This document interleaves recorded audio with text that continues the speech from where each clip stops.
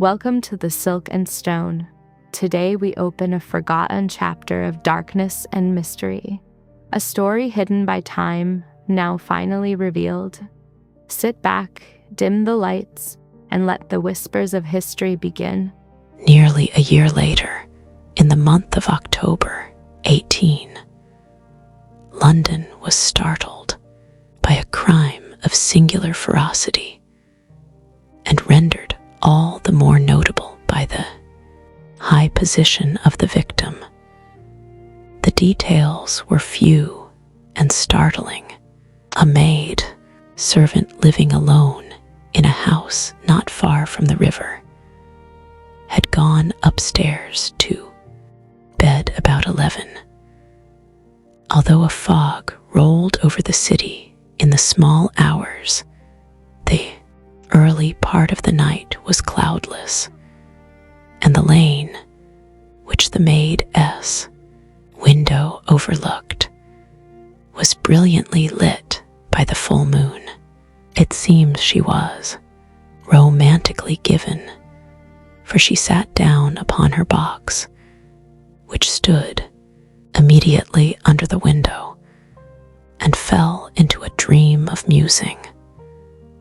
Never, she used to say with streaming tears when she narrated that experience, never had she felt more at peace with all men or thought more kindly of the world. And as she so sat, she became aware of an aged, beautiful gentleman with white hair drawing near along the lane, and advancing to meet him, another and very small gentleman, to whom at first she paid less attention. When they had come within speech, which was just under the maid's eyes, the older man bowed and accosted the other with a very pretty manner of politeness. It did not seem as if the subject of his address were of great importance. Indeed, from his pointing, it sometimes appeared as if he were only inquiring his way. But the moon shone on his face as he spoke, and the girl was pleased to watch it.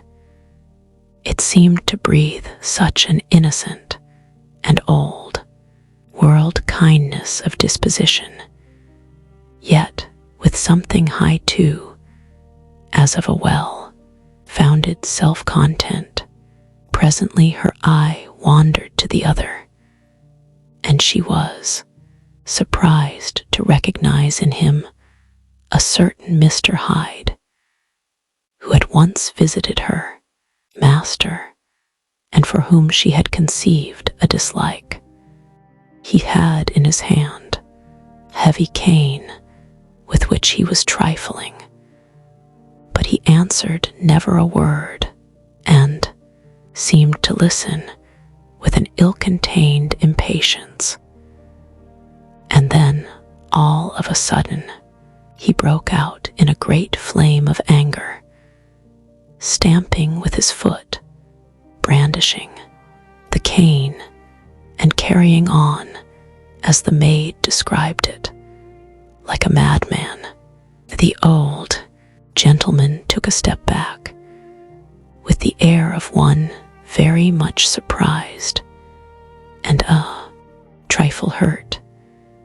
And at that, Mr. Hyde broke out of all bounds and clubbed him to the earth, and next moment, with ape-like fury, he was trampling his victim underfoot and hailing down a storm of blows, under which the bones were audibly shattered, and the body jumped upon the roadway. At the horror of these sights and sounds, the maid fainted. It was 2 o'clock when she came to herself and called for the police. The murderer was gone long ago, but there lay his victim in the middle of the lane, incredibly mangled. The stick with which the deed had been done, although it was of some rare and very tough and heavy wood, had broken in the middle under the stress of this insensate cruelty, and one splintered half had rolled in the neighboring gutter. The other, without doubt, had been carried away by the murderer. A purse and gold watch were found upon the victim, but no cards or papers, except a sealed and stamped envelope which he had been probably carrying to the post, and which bore the name and address of Mr. Utterson.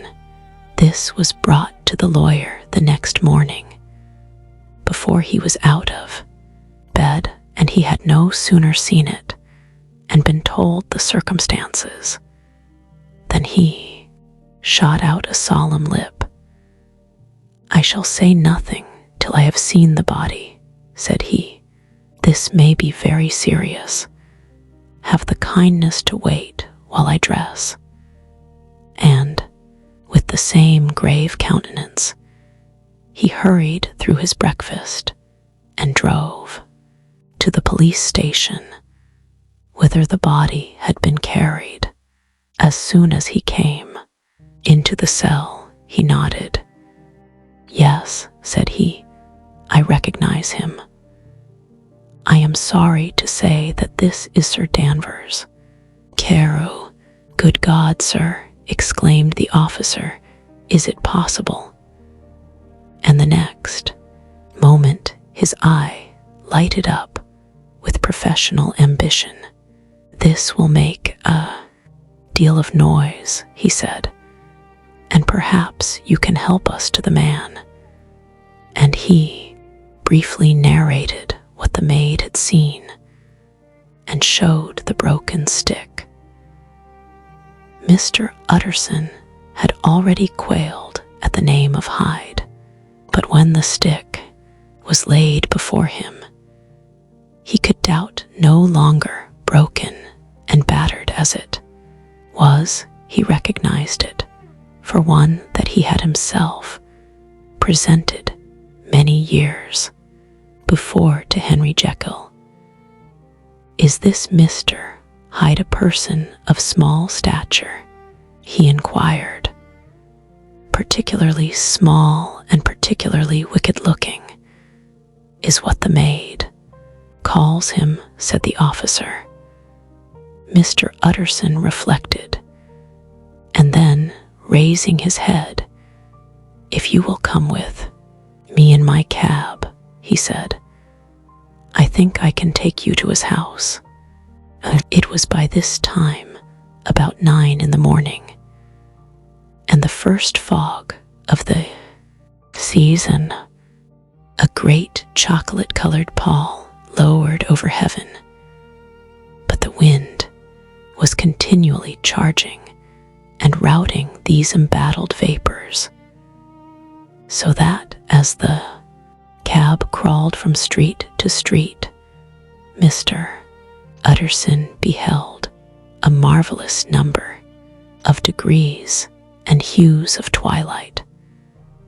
For here it would be dark like the back end of evening, and there would be a glow of a rich, lurid brown, like the light of some strange conflagration. And here, for a moment, the fog would be quite broken up, and a haggard shaft of daylight would glance in between the swirling wreaths. The dismal quarter of Soho, seen under these changing glimpses with its muddy ways and slatternly passengers, and its lamps, which had never been extinguished or had been kindled afresh to combat this mournful reinvasion of darkness, seemed, in the lawyer's eyes, like a district of some city thoughts of his mind, besides, were of the gloomiest dye, and when he glanced at the companion of his drive, he was conscious of some touch of that terror of the law and the law's officers, which may at times assail the most honest. As the cab drew up before the address indicated, the fog lifted a little and showed him a dingy street, a gin palace, a low French eating house, a shop for the retail of penny numbers and twopenny salads, many ragged children huddled in the doorways, and many women of many different nationalities passing out key in hand to have a morning glass. And the next moment the fog settled down again upon that part as brown as umber, and cut him off from his blackguardly surroundings. This was the home of Henry Jekyll's favorite, of a man who was heir to 250,000 sterling. An ivory-faced and silvery-haired old woman opened the door. She had an evil face, smoothed by hypocrisy, but her manners were excellent. Yes, she said, this was Mr. Hyde, but he was not at home. He had been in that night very late, but he had gone away again in less than an hour. There was nothing strange in that. His habits were very irregular, and he was often absent. For instance, it was nearly 2 months since she had seen him, till yesterday. Very well, then, we wish to see his rooms, said the lawyer, and when the woman began to declare it was impossible, I had better tell you who this person is, he added. This is Inspector Newcomen of Scotland Yard. A flash of odious joy appeared upon the woman's face. Ah, said she, he is in trouble. What has he done? Mr. Utterson and the inspector exchanged glances. He don't seem a very popular character, observed the latter. And now, my good woman, just let me and this gentleman have a look about us in the whole extent of the house, which, but for the old woman, remained otherwise empty. Mr. Hyde had only used a couple of rooms, but these were furnished with luxury and good taste. A closet was filled with wine. The plate was of silver, the napery elegant. A good picture hung upon the walls, a gift, as Utterson supposed, from Henry Jekyll, who was much of a connoisseur, and the carpets were of many piles and agreeable in color. At this moment, however, the rooms bore every mark of having been recently and hurriedly ransacked. Clothes lay about the floor with their pockets inside out. Lockfast drawers stood open, and on the hearth there lay a pile of gray ashes, as though many papers had been burned. From these embers, the inspector disinterred the butt end of a green check-book, which had resisted the action of the fire.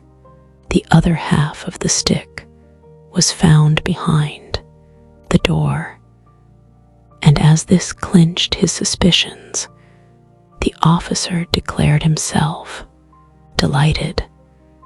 A visit to the bank where several £1,000s were found to be lying to the murderer's credit, completed his gratification. "You may depend upon it, sir," he told Mr. Utterson. "I have him in my hand. He must have lost his head, or he never would have left the stick, or, above all, burned the checkbook. Why, money's life to the man. We have nothing to do but wait for him at the bank and get out the handbills." This last, however, was not so easy of accomplishment, for Mr. Hyde had numbered few familiars. Even the master of the servant maid had only seen him twice. His family could nowhere be traced. He had never been photographed, and the few who could describe him differed widely, as common observers will. Only on one point were they agreed, and that was the haunting sense of unexpressed deformity with which the fugitive impressed his beholders.